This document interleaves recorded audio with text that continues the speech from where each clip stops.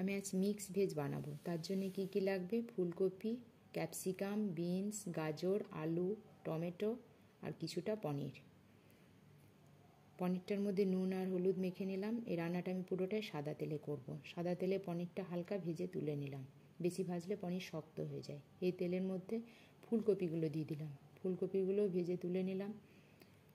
আর একটা মশলা তৈরি করলাম। মশলার মধ্যে জিরে গুঁড়ো, ধনে গুঁড়ো, টমেটো, কাঁচা লঙ্কার কিছু গোটা গরম মশলা দিয়ে একটা পেস্ট বানিয়ে নিলাম।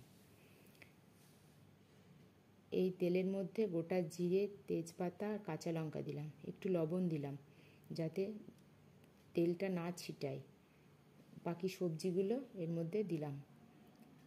হলুদ দিলাম আর একটু লবণ দিলাম। বাকি জিনিসগুলো সব দিয়ে দিলাম। কিছুটা ভাজা হবে। এটা আমি পুরোটা নারকেলের দুধ দিয়ে বানাবো। আপনাদের না থাকলে জল দিয়েও বানাতে পারেন, তবে দুধ দিয়ে বানালে এর টেস্ট খুব ভালো হয় খেতে। এটা কিছুক্ষণ ভাজা হয়ে গেলে যে বেটে রাখা মশলাটা এর মধ্যে দিয়ে দিলাম। বেটে রাখা মশলাটা কিছুক্ষণ ভাজতে হবে। যতক্ষণ এর মধ্যে কাঁচা গন্ধটা থাকবে ততক্ষণ এটা ভেজে যেতে হবে।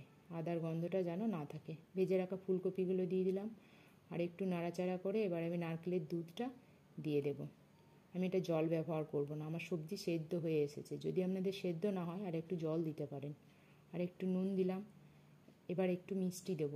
1 চামচ চিনি দিয়ে দিলাম। ভেজে রাখা পনিরগুলো দিয়ে দিলাম।